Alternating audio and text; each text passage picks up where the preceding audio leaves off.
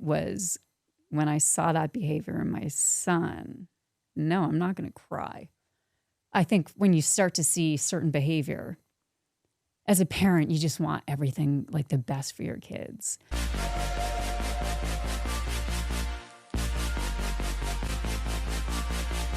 Hey, welcome back to Really Famous. I'm Kara, a licensed therapist who makes videos with celebrities. I create a safe space so celebs can share their personal stories and their most vulnerable moments. Today, my friend AJ Cook is back. Let's go. That's not what a relationship is. A relationship is working through your differences and making it work. Right. It's work. The word work is in there. So what does it look like? Like what does it really look like? Marriage. It's beautiful. It's wonderful. It's your life partner. It's your best friend. It's someone that you can talk to about anything. You annoy the hell out of each other, and you also love each other to bits. It's all the things. Mm-hmm. And you have to have a lot of respect and forgiveness. And each day is just, you choose this person. Right. And every day you're not going to choose them, by the way. Yeah, some days you're going to be pissed off. Right. You're going to be like, I'm not choosing this. Yeah, I love you, but I don't have to like you right now. Yeah, and I think that's what is misunderstood, is that people are allowed to have bad days. And if you're dating someone and they happen to have a bad day, as long as it's not abusive or disrespectful, and as long as it's not a red flag, like if they didn't pull the chair out for you or, didn't text you back within 5 minutes, like that's okay. You can work through those things. Yeah. But I think if you're so quick to dismiss a relationship, then it's not meant to be, maybe. But you're also not giving yourself time to realize if it was. Yeah. So I do think it's a lot harder than people think, except people who are in long-term relationships too, because it's just for two people to be so closely entwined for so many years, it's impossible not to have problems. And I mean, my parents have been married forever, like 50 something years or whatever. And to me, it's like a miracle. Like, how does anybody stay married that long? Because it does seem like an impossibility almost. I have an example right in front of me and I can see them and they still seem to want to be together and they get annoyed with each other plenty. Right. You'll see them. I know when my father is annoyed with my mom or like the opposite. Yeah. And it's the same things. I get it. But then a few minutes later, like they're happy to be hanging out with each other again. So, well, it's your safe space. Your partner should be your safe space where you can have bad days and you can have good days and they can have bad days and good days. And you know that the other person is going to be there for you. Right. So give me an example. Something doesn't go right and you're annoyed with your husband. What do you do? Well, here's an example that happened just the other day. And I was at work or something, like just busy, really, really busy. And that morning, my husband mentioned that he needed to go drop off my son's. They just finished the high school volleyball season, and he needed to drop off my son's uniform at the coach's house. And so I knew he needed to do that. So I was stuck in traffic. I was like super irritable, which, being a woman who was around that time. So I was already like just irritated and like traffic was really bad, which don't even get me started on driving around here. People are so distracted and on their phones. Ugh. Wait, can I add one quick thing? Yeah. Too many people in California drive slow in the left lane. It is a phenomenon that drives me absolutely crazy. And we need to make an announcement that left lanes are for passing. We're going really much faster. Pass a car and then get to the right. Okay, sorry. Go on. Back to what you're saying. But you know what? They're not even paying attention. They're on their phones. So you were aggravated? Yeah. It was just like a long day and I was just already irritated by it for no good reason. Just I was in that state of mind. And I walked in the door and the uniform was still on the counter. And I was like, I don't even know why I said it out loud because it was a dick thing to say. It was like, he had one thing to do today and he was upstairs and he heard and I felt terrible and I apologized immediately. So like we have bad days. We say things that we don't mean. Younger me would have held on to it and not like just pretended that it didn't happen or just would have stayed in that irritated place and he would have stayed in that pissed off place and we just would have been like pissed off and it would have not been a fun evening. But with wisdom, I immediately called myself out. I was like, I didn't mean that. Like I've had he knows how I am with driving on the road. I get so irritated. I'm working on that because it's not worth my time or energy to be irritated by that sort of thing. But yeah, no. So I nipped it in the bud. I said, sorry, that was a total jerk thing to say. I didn't mean it. It came out the wrong way. I'm sorry. And he understood and we hugged it out and we moved on and things were fine. Mm-hmm. So I think with a successful relationship, that's what you have to do. You got to be the bigger person and you got to admit when you're wrong. Yeah. But also it's key to know that, you're just human Yes. to have said that and felt that in that moment. So that's okay too. Exactly. And he knows that about me Yeah. and I know that about him. Again, we've been together forever. We know what the other's thinking. But yeah, I think it's just important. But it took me a while to learn that it's okay to admit that you're wrong and just let it go. And the only way I'm going to feel better about something is if I talk to him about it or to anyone.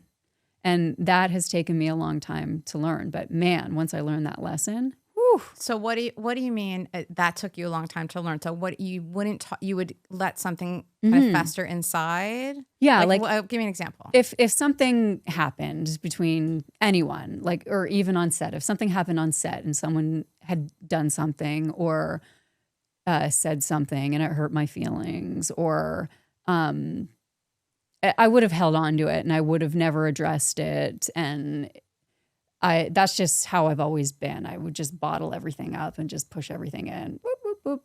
Like I got this. I'm strong. But that only works for so long. So now if something like that would happen on set, I would go to the person immediately and just be like, I'm so sorry. And most of the time they're like, oh my gosh, that's not what I meant. Because that's happened to me too, where someone has come to me and said, oh, that thing you said. I'm like, oh my gosh, no, that's not what I meant at all. A lot of the times people are offended over something that they don't even need to be offended about. And if you just communicate, it's done. And we all can go on our merry way and we can live happily ever after. But that takes courage and bravery to go up to a person and bring something like that up. So that is something I had to learn. So and why did you now learn it? I know it's so much better just to deal with it straight out the gate. Now I'm like, right away, okay, let's handle this. Totally. That's much better. Much And better. the more you do it, the better you get at it, by the way, Yes. the more normal it feels. Yes. And then you're also setting an example for other people who Yeah. you're, addressing things with. But why did you feel like you needed to? What happened that you were like, okay, I need to change this and start expressing myself or communicating better? Yeah, because when you carry all of that weight with you, it goes back to what we were talking before. It's about, I deal with perfectionism for sure. So when you carry all of that with you, it's impossible to be perfect. No one's perfect. Like, why would you even want to do that to yourself? Like, that just doesn't make sense. But for some reason, some of us really strive for that. And anything less, we feel a lot of shame and we feel guilty and we call ourselves lazy and blah, blah, blah, blah, blah, all the terrible things. And I got tired of living that way because it just really weighs on you and drags you down. And I saw what it was doing to me physically as well, not just mentally. But I think the big thing for me was when I saw that behavior in my son. No, I'm not going to cry. I think when you start to see certain behavior, as a parent, you just want everything like the best for your kids. And we're only human. There's no like handbook for this. Each kid is so individual and different. Just when you think you got one figured out, the next one comes along and they're completely different. And the things that you hate most about yourself, you're so paranoid and so scared that you're going to pass that on to your kids. And I think for me, when I saw that in my son, I'm like, no, that's not something I want to pass on. So yeah, I had to like let that go real quick because they're so impressionable, and we're their teachers, whether we want to be or not. They see everything, they hear everything. So, I mean, there's so much pressure there, but my number one goal, the most important thing to me and my husband, is raising good boys, raising decent humans that have a good heart and know their self-worth and are just ready for life and whatever it throws at them. So like I said before, you know how much pain those things, perfectionism, I've struggled with that my whole life. And that's the last thing I want to pass on to my kids. So the second I saw any of that in my son, that's always been the wake-up call for me. That's, for me, any of my major life changes have happened because my kids are my mirror. And instantly, that is the switch for me. So, yeah. That's a Parenting beautiful is hard. thing. It is hard. Yeah. So how did you do it then? That was your wake-up call. You were like, I've got to do something about this. But then what did you do? It's interesting how it's almost like a switch. Obviously, there's times where you revert back, but I think you're more aware of it. You're just ultra super aware of when you hear yourself slip back into those old ways, because the pain of seeing your son that way is automatically triggered. Sorry, I said the T word. You feel it inside. You're just like, no, I don't want to do that. So that is just like the constant reminder of, yeah, you're going to slip up. You're going to revert back to old habits, but you just hope to catch it quicker every time. Mm-hmm. So you don't continue to show that behavior. Yeah. I mean, that's the thing. Also, I will say that lots of times I'll be in a therapy session and like, we'll identify something and somebody will say to me, well, what do I do about it? And I'll be like, you realizing it, self-awareness is the biggest step. So just for a minute, just sit in it and notice it, and notice when you do it. That's been the most wonderful thing about aging, is the wisdom, is the self-awareness. It's so, I don't know why it's so hard to, there's so much noise, I guess, when you're growing up, that it's harder to have that self-awareness. Or maybe your self-awareness is different, especially if you dealt with perfectionism, because it's not realistic. So you're just trying to be this like perfect thing all the time. But it's a lot easier to have self-awareness when you get old. It's true. And also, you're not like, perfect is not a thing to strive for. No, not only because it it's doesn't not, exist. Right. But actually getting better and better over the course of your life, that's a much better goal. Yes. Yeah. Right. To keep growing, keep learning, keep evolving. That's so much better than trying to be perfect, which is a static thing that doesn't even exist. But like, why would you target that? But it's so common and so many of us do it. But it's a very hard thing to break, which is why I asked you what you did about it. Because a lot of people want to know, what do I do about being a perfectionist? So you would say, well, it was my children that really opened my eyes to it, and recognizing those patterns and just understanding that I had to change. Yeah. I had to. Okay. So. What's left to work on still, do you think? What do you right now?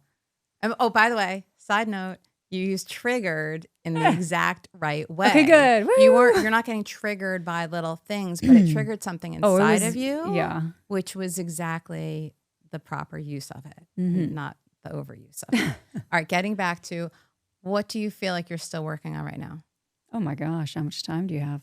All the things. Oh, it's a work in progress. Every day is just a work in progress. And especially coming off of this last break from my hiatus from work, I it felt like I entered this like quiet phase in my life, which again took a long time for me to settle into it and accept it, and understand that it was a lesson, a huge lesson in life.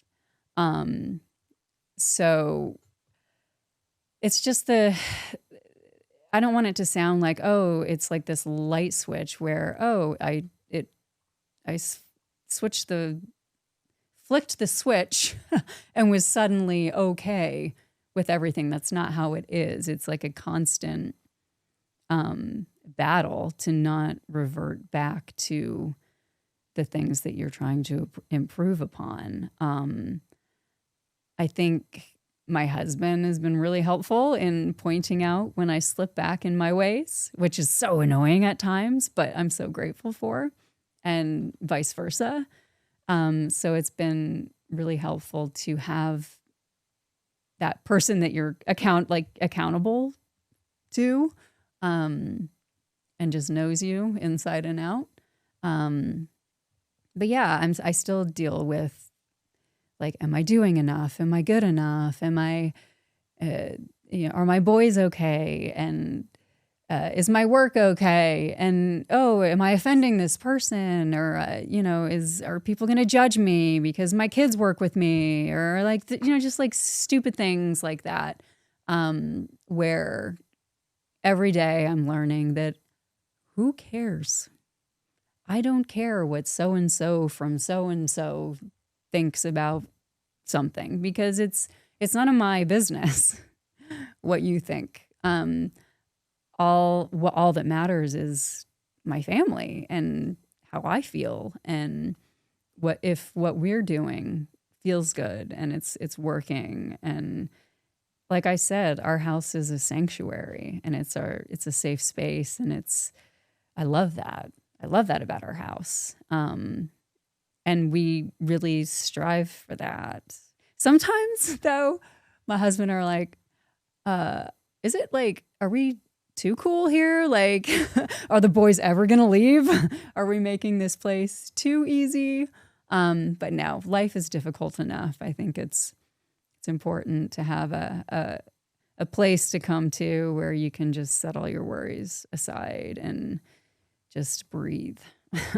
Okay, I love it. And this wisdom comes more and more as we go through life. It's a beautiful thing. Yes. All right. But that's life. And I think life is hard, and it's that which doesn't kill us only makes us stronger. I mean, it's so true. That was my quote in my yearbook when I was a Of teenager. course it was. Of course it was. Of course it was, right? It fits, and it fits you too. So same page. Yeah. All right, AJ, thank you so much for this today. Thank you. I knew we'd have another good talk. I know, always. We can do this all day. All day. Until next time. Yes. Thank you. Thank you, Kara.